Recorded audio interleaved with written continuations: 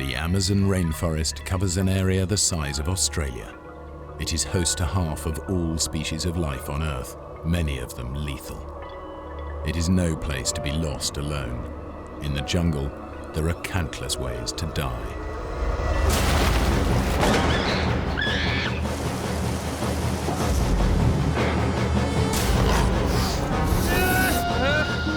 This is a true story of a fatal decision that betrayed a friendship and turned the adventure of a lifetime into a deadly struggle for survival.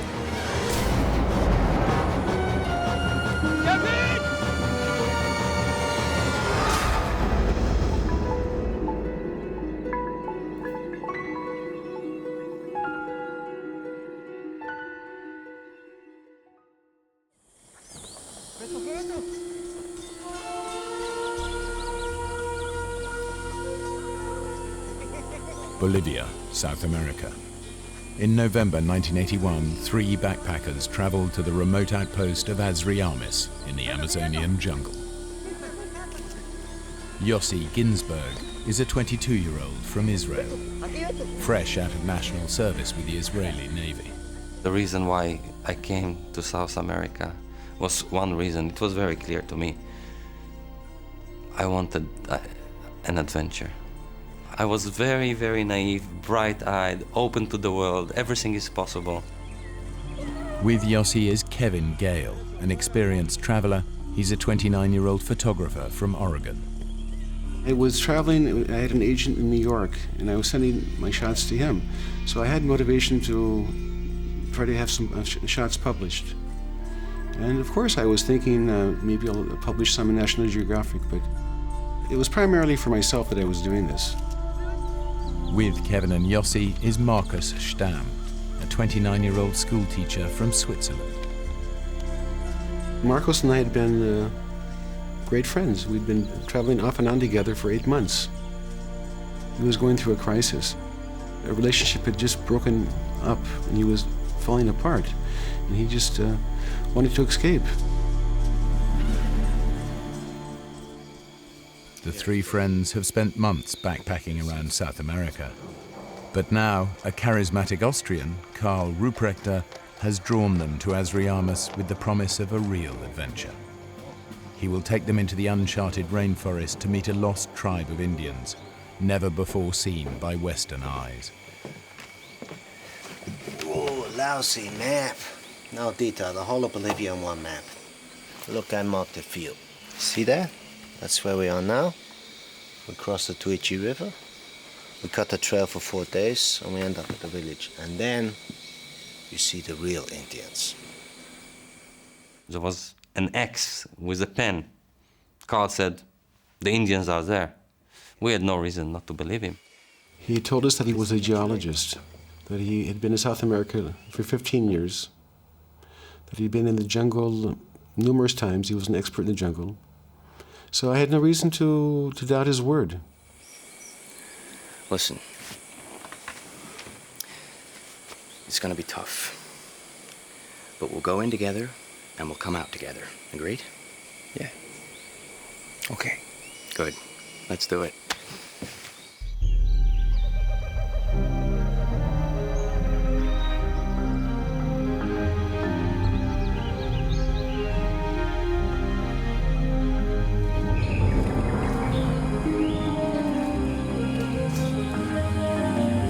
Guys. As we set off from Azriamis, we started seeing, like things were changing, and we weren't exactly the same people already. And I think the reason for it was that we knew we're leaving civilization behind, and this is it, just the 4 of us.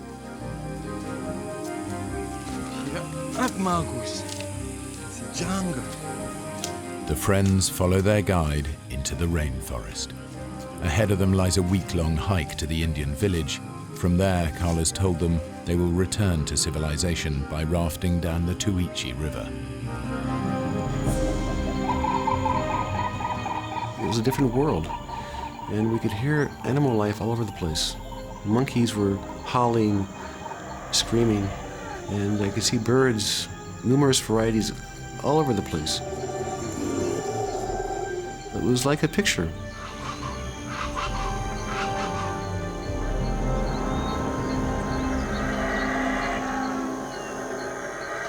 We don't have food because Carl sensibly is saying we wouldn't carry, like tins and stuff.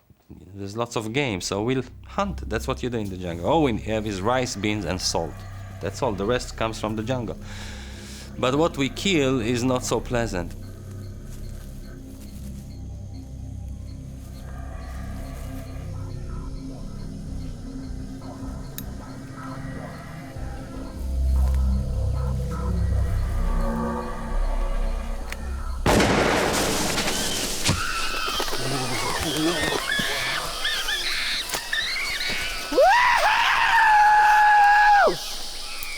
To the pot!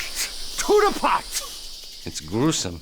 And Carl waves it in the end and screaming, and you see the wilderness in his eyes. He's at his element. He loves it. You've killed it. You've murdered it. You can't do that. What? There's no law here.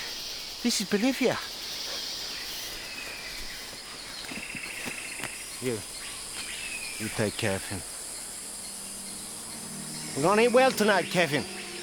Hey, Marcus, pick up my gun. Marcus wouldn't bring himself to eat.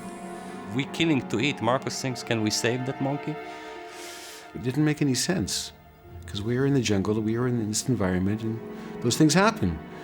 And he was just oversensitive about everything. You know, Carl is not so tough. What would you know about it, Yossi? You were never in nature like this before? Well, I was in the military. Yeah, that was the Navy. This is the jungle. Where's this damn village? Oh, this is bad, my friend. You gotta be careful with this. You see the saws? They will all open up together in the end, then you've got no skin left. And your feet are kaput. Guys, I'm sorry. He said it's tremendous pain. We didn't believe him, because it was part of it. Okay, now he's complaining. He's always complaining. He's always finding a reason to complain. Marcus should rest.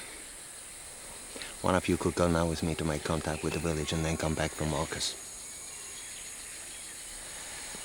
The village. You said 3 or 4 days max to get there. It's been more than a week now. Marcus could be here for days. Hey, you don't believe me? You think I don't know where it is, huh? Nobody's leaving anybody behind. So, what do we do, huh? It wasn't fair to Marcos to continue. I wanted to continue. If Marcos hadn't been there, I would have continued. There's no question about that. We should go back down to the river. We should build the raft now. Marcus can take it easy on the raft. What do you know about the river? I know the river is back that way. Screw it. It's your choice.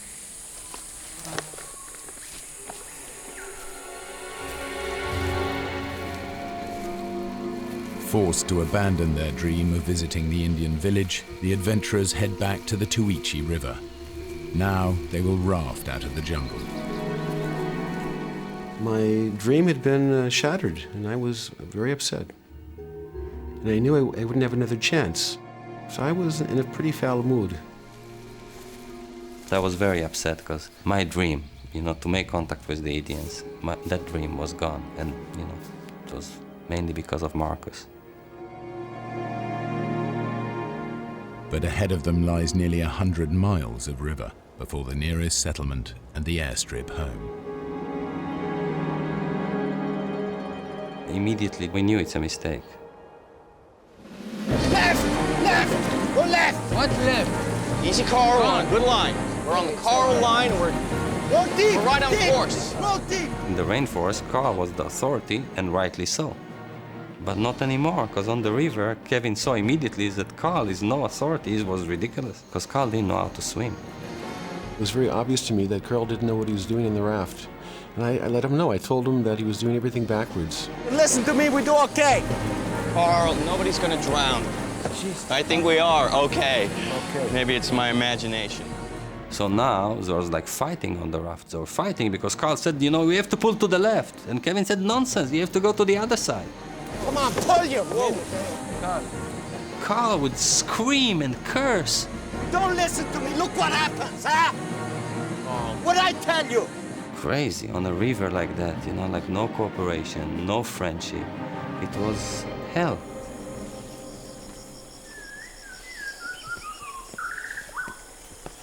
We're pretty close to the canyon. Huh? I told you. You gotta forget the raft now. Look. We are here. Almost the Downriver. It's the Malpaso San Pedro Falls. He called us and he said, down from here. It's a canyon, and there's no way, if you're going in, you're dying. There's no way out of it. So 2 days on the river and you had enough, huh? You don't believe me. We gotta walk now. You understand me, Kevin? Look, we walk around the canyon. We stay close to the river.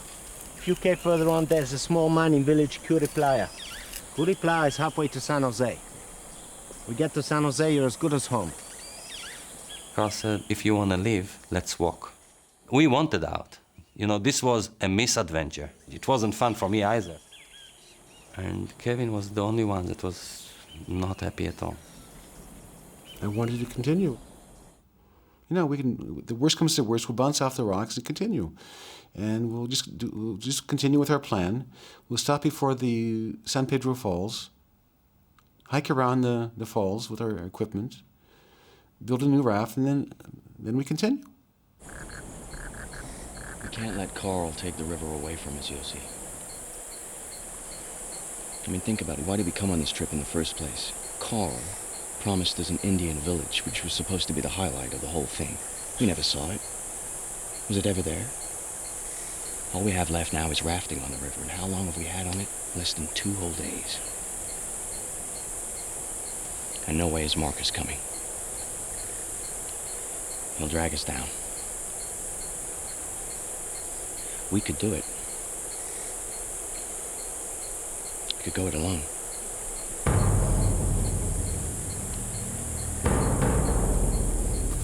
You know, it was a moment I just didn't know what to do.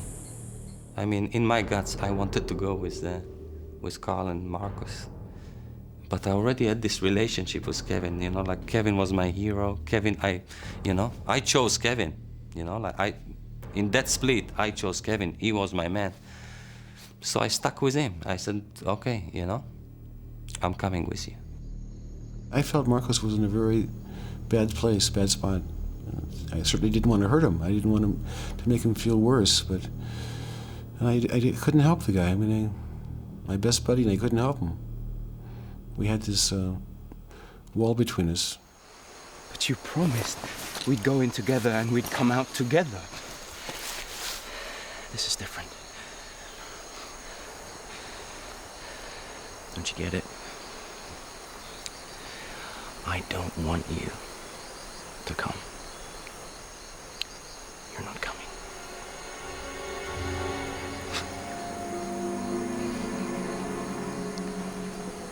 So this is it? Yeah, I guess it is.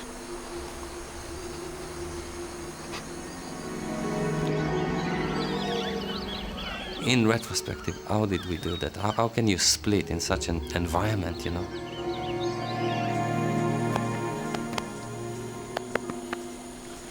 I know you'll be all right.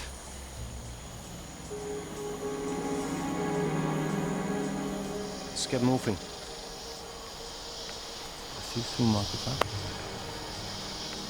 I see you soon, Carl. Ah, Yossi, the Aventura. Still haven't had enough, huh? You're full of it, Kevin. You're gonna be fish food, the pair of you.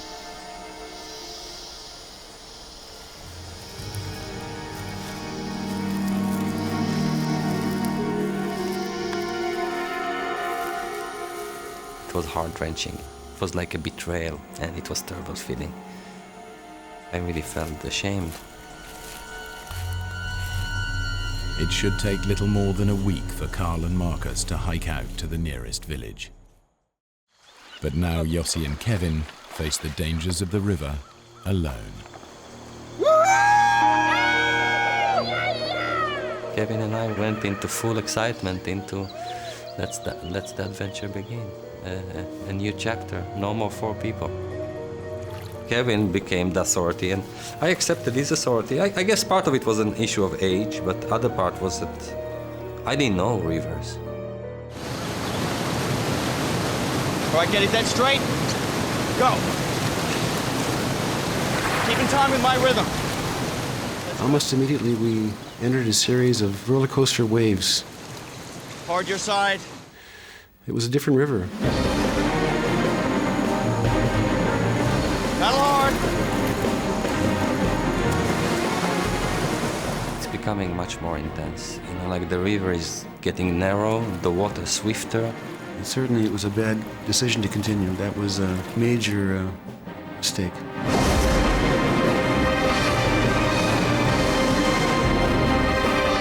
We're just shooting straight into white water. Both of us were lying on the raft. That was the only thing we could do. Suddenly, it was clear to me that nothing that can prevent us from colliding with this huge rock that was approaching.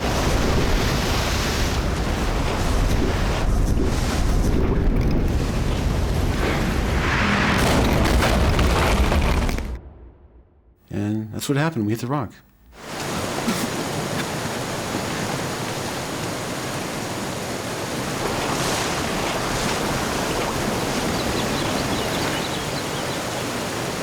All right, Yossi. I want you to listen to me now, okay? We can't stay here. All right? So I'm gonna jump, okay? I'm gonna swim to the shore, and I'm gonna throw you a line. I don't want him to jump. He tells me why he's jumping, and his plan is completely suicidal. But in that stage, I think not only that it's suicidal, he kills me. Hip in now! Hip in!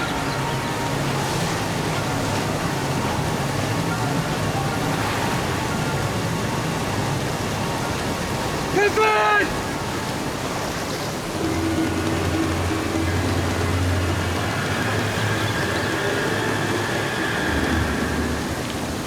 Kevin, don't leave me! All right, Yossi, throw me the shoes and the machete! I saw the raft teetering back and forth on the rock. And then at the same time, the raft moves, and I hear that terrible screech. The mass of water just...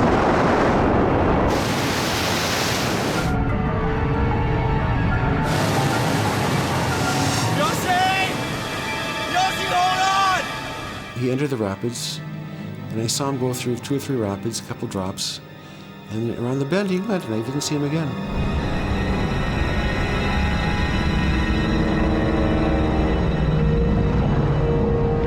It's like huge pressure on my chest, and I can feel that, you know, like the power of the river. I'm shooting at such a high speed and deep under the waters. It's like the pressure surmounts. I cannot breathe. I feel this is it. I'm exploding. I'm dying.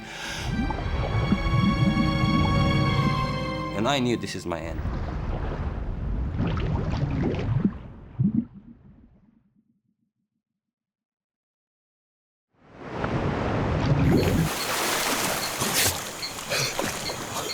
After a long time in the river, I was spat again into the surface. And that terrible canyons behind me. How did I pass it? I just don't know. I just have no understanding of it, but I was on the other side. By a miracle, Yossi has survived. But now, as night falls, he is separated from Kevin by more than 2 miles of river and impassable canyon.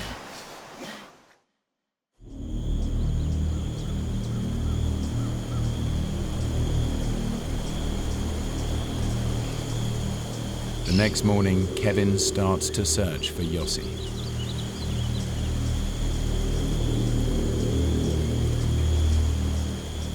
I decided to go downriver and look for Yossi. Yossi! I was responsible for him being there, and I didn't know if he was alive, if he drowned, or if he was hurt. As Kevin works his way downriver, Yossi struggles back up the canyon towards him. fucking up the right bank!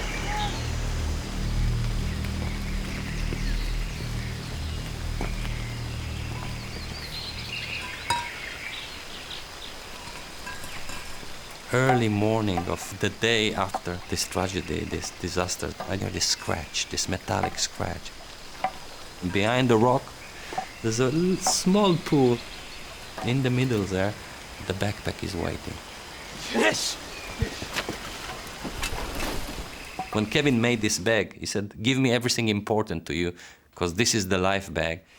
He tied 2 empty things to have it float.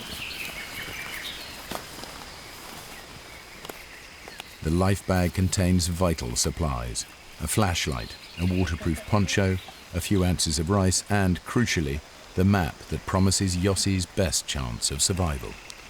I put the backpack on my back, and now with a new spirit, I climbed up thinking that it's gonna be easy now. Kevin and I get together, and it's gonna be over. We've got the equipment. It's gonna be a good story.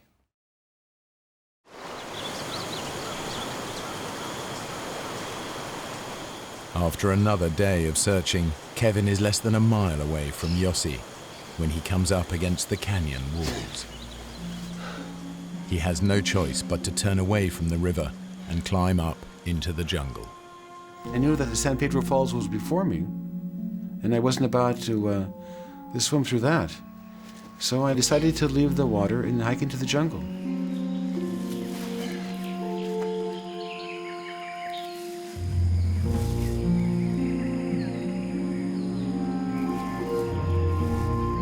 Now it's clear that when I was walking behind the ridge or the bluff in the jungle, Yossi was walking upriver, not very far away.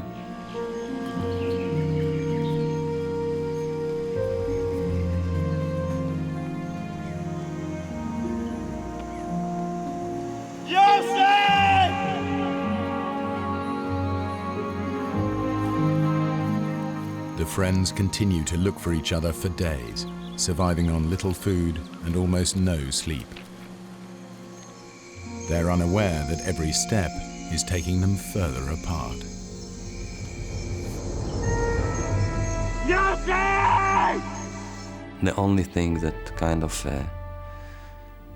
kept me going was the notion that Kevin is running after me and he will follow me and things will be fine when Kevin comes.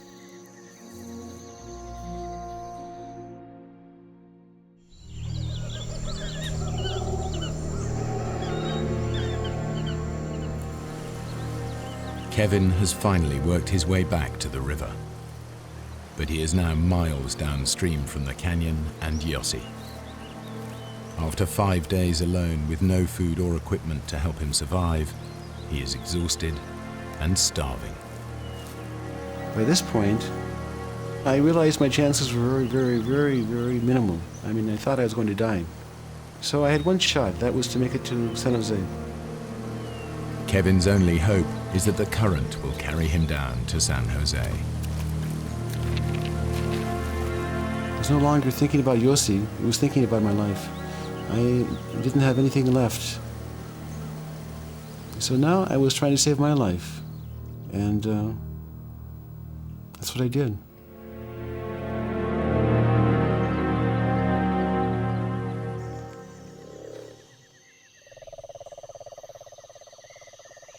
That night, the fear was so big that every minute, every little thing I'll hear, I'll just jump and I'll start looking around to make sure there's no animal coming.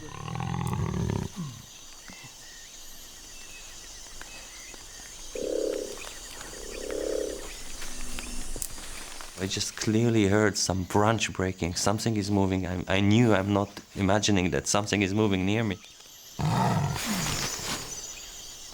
I look with the flashlight around, but the moment I put the beam on, I see the face of a jaguar.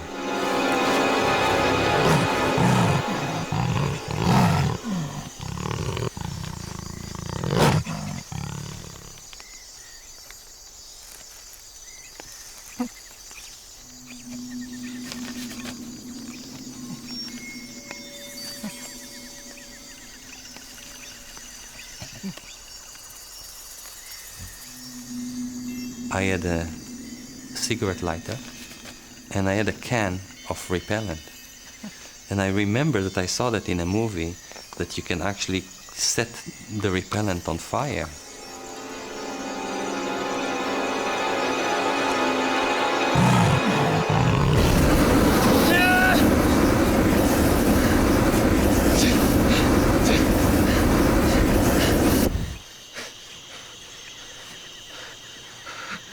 The flame died, and there was no jaguar. You know, like I managed to scare him.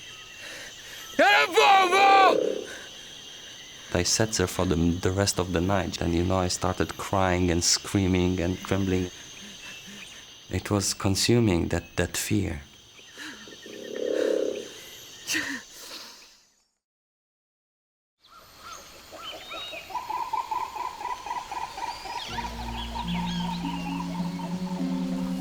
I just realized, I knew it, Kevin. Something happened to Kevin. Something happened to Kevin, and he probably died. I took the map out and I started studying it. Suddenly, I remember Carl told us about some camp, the gold mining camp, about 4 days away, upriver. Playa. So now I had like an idea. I have to walk, and looking at the map, it was very hard to work it out, but I thought within 2, 3, 4 days maximum I'm making it to the camp. And once I made it to the camp, I'll have a trail to follow, and I'll make it out.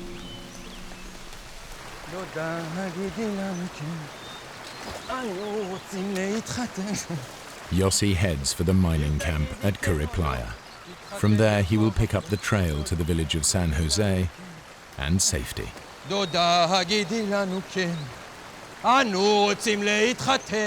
And here I am singing out loud, my chest open, enjoying the scenery and fully trusting I'm gonna make it. Then I suddenly discover a tree, and I saw clearly it was actually cut with a machete. Kevin? And then it all makes sense to me. Actually, Kevin was doing the same thing. That was, he knew I would be trying to go to Playa. So I'm sure Kevin is there before me.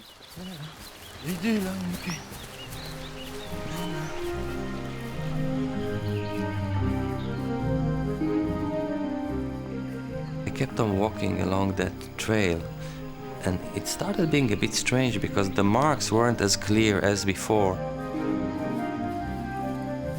Deep in the bush, I had no sense of direction, and now I was stuck with this little trail and hoping that it will lead me back to the river and to the camp. And then after hours where I'm already despaired because, you know, it took me away from the river, I see this footprint. It's not an old footprint. I see that footprint in the mud, and I realize this is a hiking boot, and there's only one person in the world that could have left that footprint. It's Kevin. Kevin!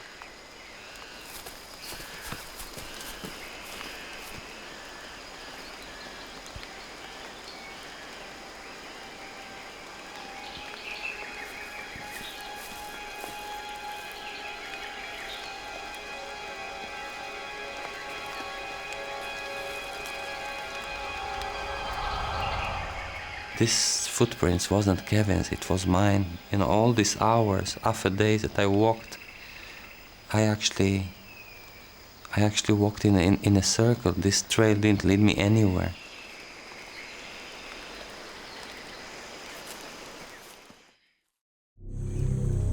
After hours on the river, Kevin's condition is critical. He's barely conscious and has no idea if he has passed San Jose or not.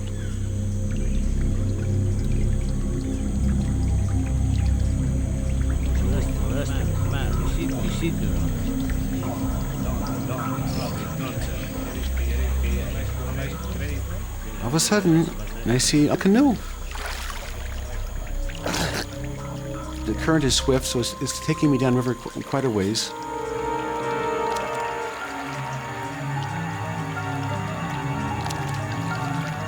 And then finally, they turned their heads and they began waving their arms. like this, like downriver, downriver. So I let go of the branch I'd been holding on to, and I began swimming towards the shore. When they approached me, they asked two questions. They asked me if I was lost, then they asked me if I was hungry. It was kind of funny. They told me that they went hunting in this area twice a year. I mean, it's literally 1 in a million. It was just pure luck. I had been saved, but I didn't know if Yossi was alive. But I just had this feeling that Yossi wouldn't give up.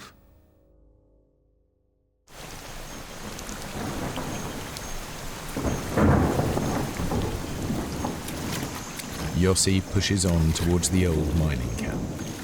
With the rice gone, he's surviving on little more than scraps of fruit scavenged from the jungle floor. I just made it a rule. I'm not gonna lose the river again. Suddenly, there was this opening along the river and I saw the hut.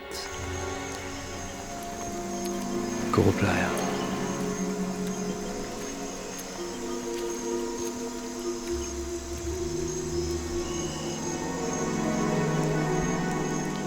Kevin!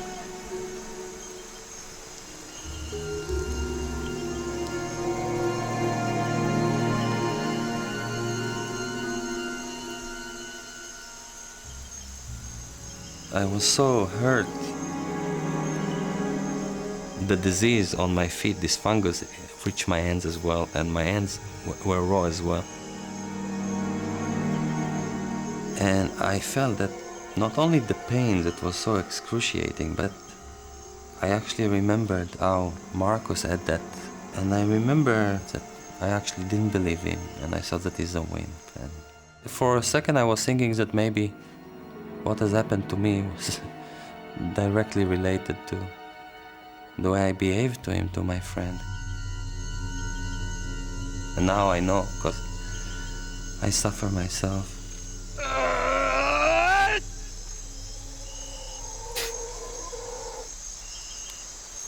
Yossi has no choice but to press on and hope he can make it to San Jose.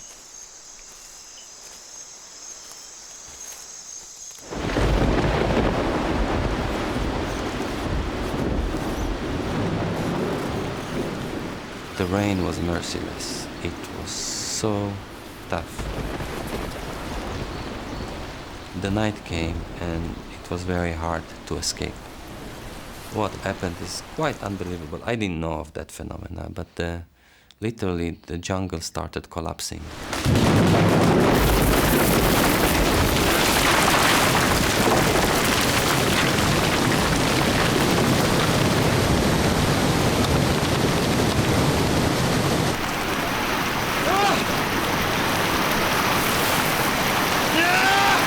It took me seconds to understand, but by the time I understood, it was too late.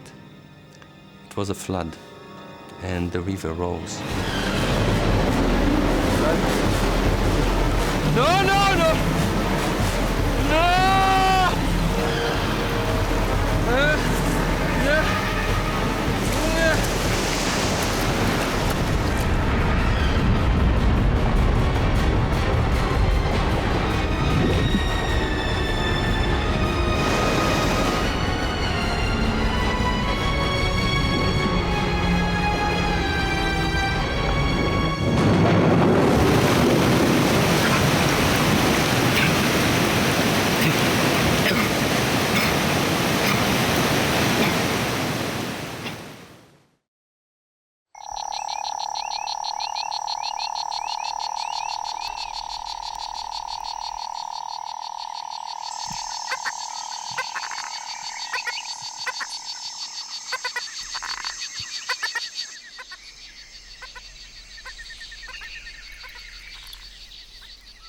By morning, the flash flood has subsided, but Yossi has been washed far away from the river. By that time, I was really in bad situation. It was the 15th day of my solitude. I couldn't start a fire, there was no sun to dry, and no food, and the rain, and wet. But things were clear. I just had to stand on my feet and keep on walking. Well, I knew now there's one thing, find the river. Just days after being rescued, Kevin has made his way to a Bolivian army airbase to try and convince them to mount a search. I went to the office of the commander and I spoke to him. And he said if a gringo, a traveler, was lost in the jungle, that he didn't have a chance. Si él fuera tu hijo, o tu hermano. ¿Por qué no te regresas a los Estados Unidos, donde tu familia? A pasar las fiestas navideñas. Pero hay una persona perdida en la selva.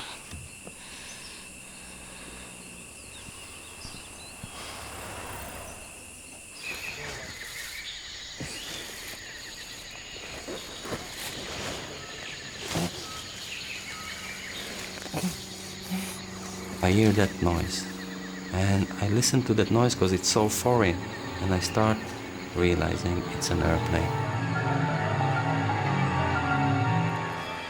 I'm saved, and I know everything now. I know also that Kevin is in the plane. I know it's a plane after me. I know it's Kevin there, and I'm just jumping on my feet, and I'm running, and I'm screaming. Kevin! Kevin! Kevin! Mata-se!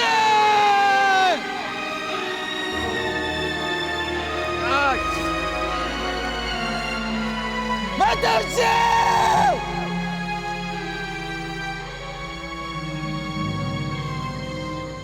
You know, as soon as I realized this airplane was just oblivious to me, I just collapsed. For the first time, I was defeated. You know, I felt defeated. I knew that so much hope, and they didn't see me, and there's no way they could see me. Flying just a few hundred feet above in a Bolivian army spotter plane, Kevin shares Yossi's sense of defeat. I realized we couldn't see much. And I asked him to fly lower, and he wouldn't. He said it was too dangerous. And on top of that, we were flying in a straight line. He wasn't following the contour of the river. It didn't have a chance to find Yossi this way.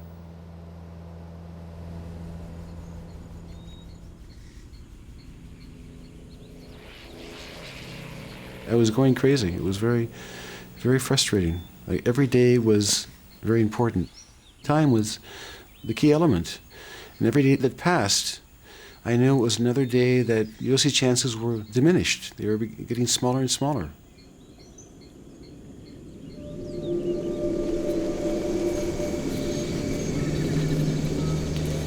Yossi has now spent 17 days alone in the jungle. Since the floods, he's found nothing but rotten fruit to eat. He is feverish and weak with starvation.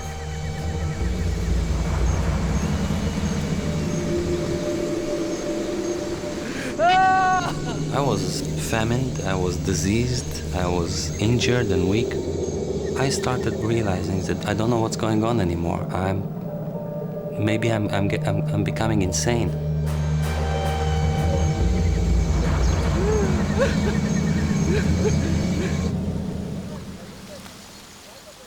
I thought that Yossi wouldn't give up, so I began thinking about the next steps. And I found a fellow named Tico, and I asked him if he could take me up to Tuichi. And he told me that he can, but he has to be back within 3 days. So it's better than nothing, so I said, fine.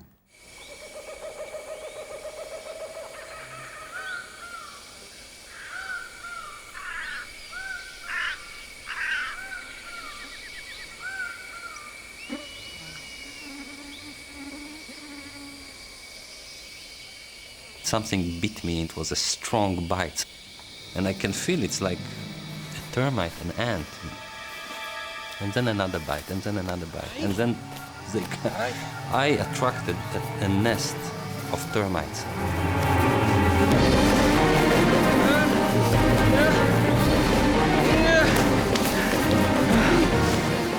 And there were like hundreds of them, and then thousands of them, and I couldn't escape. There were no way I could escape.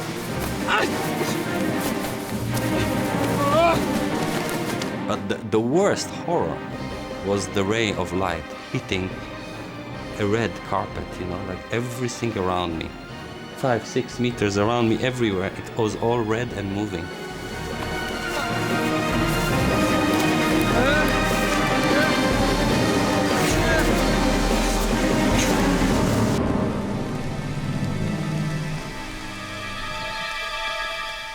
My body was like a colander. There was no place in my body that wasn't bleeding.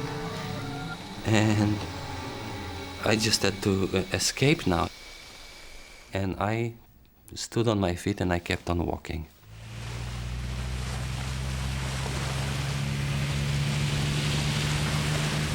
I told him that I want to go as high as possible, up the river as much as possible. Just kept going up and up and up. I didn't want to stop.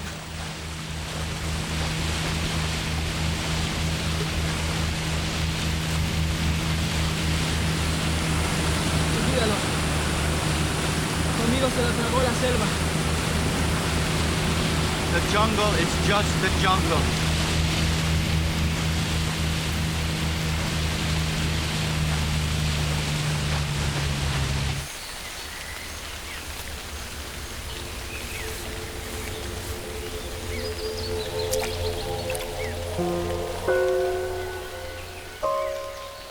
On my knees, on my elbows, I'm crawling.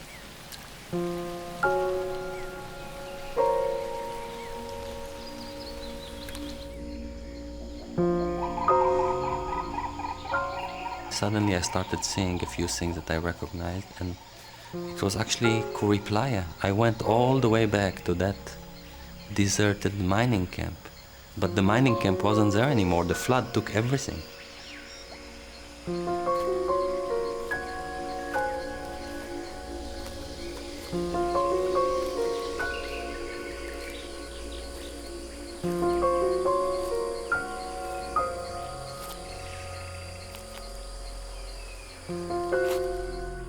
My feet weren't feet anymore. They were like two lumps, two chunks of blood and pus. I gave up. I prayed to God, just allow me to die. All I want is to rest. Let me die.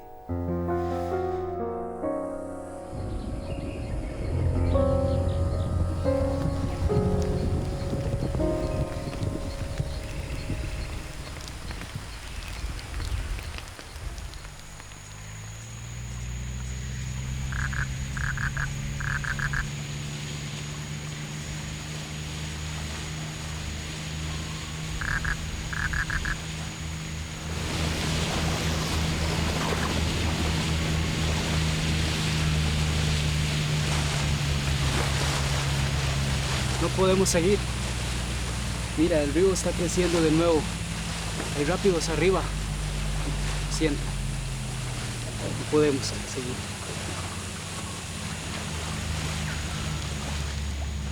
I knew that was it for Yossi. It would take weeks, if not a month, to get back to the jungle. And there's no way that he could survive another month in the jungle. And I just felt this heavy feeling, and this sense of loss, and this terrible sense of guilt that I'd caused his death.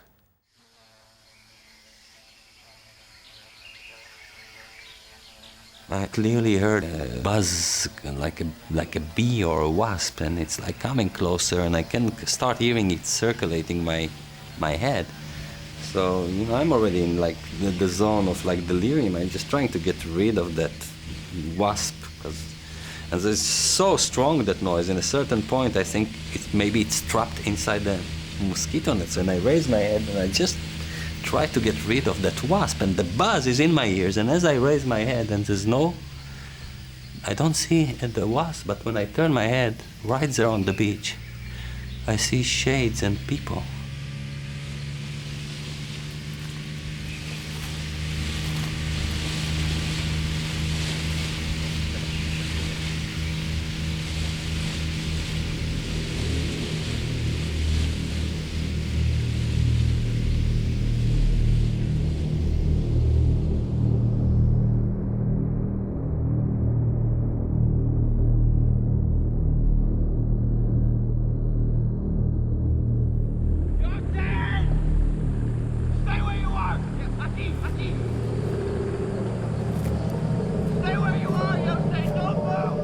I mean, it's like at that stage, I don't know what's going on. Just, you know, like Kevin, like a flesh is already there, and I'm collapsing in his arms, and we just hold each other and hold each other. It's now just emotion. We cry and cry and cry.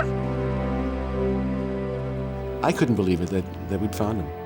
If he would have been upstream, just 100 yards away, he wouldn't have heard us. We wouldn't have seen him.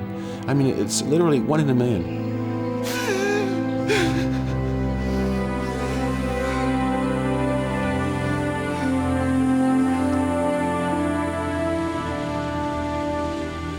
My life was spared. I mean, I know Kevin saved my life, but it was a miracle. For sure, it was a miracle.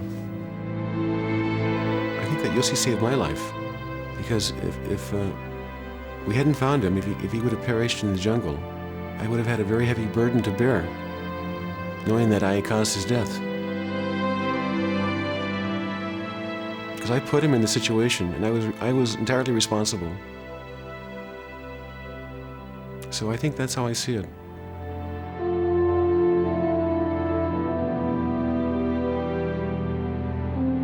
Yossi and Kevin were safe, but they had yet to find out what had happened to Marcus and Carl, who they'd left to walk out of the jungle 20 days before. It was a shock to us to discover that there was no trace of Marcus or Carl. Of course, when I realized that Marcus was lost in the jungle, it was a very heavy feeling. Kevin went back into the rainforest immediately to search for them, and he couldn't find anything, any sign, any track. It just evaporated. The Bolivian army also mounted a search and discovered that the Indian village that Carl had marked on the map did not exist. They told me that Carl had a history of taking people into the jungle and leaving them. It happened more than once. They were very, very familiar with Carl, and they said he's a troublemaker, and he found refuge here in Bolivia. And I was shocked. Over the following years, both Kevin and Yossi mounted searches for Marcus, but no sign of him was ever found. I don't feel guilt about not taking Marcus with us. Then and even now, I feel that it was the right decision not to allow him to come. But I always thought then, and I probably do occasionally now, that if I would have gone back with Carl and Marcos, if we would have gone back together, that it would have ended differently. It was a life and death issue, and we decided for him that he should go out. Yeah, we did think, both Kevin and I, we were thinking that what we are doing is more dangerous, if this is an excuse. We were thinking that. Still, we made that decision for him, and he never came back. Kevin Gale is now a fitness instructor and photographer living in Israel. He is married to Orna, an Israeli he met while searching for Marcus and Carl. Yossi Ginsberg is now a writer and a motivational speaker, and has done much to preserve the Amazonian jungle. He lives in New South Wales, Australia,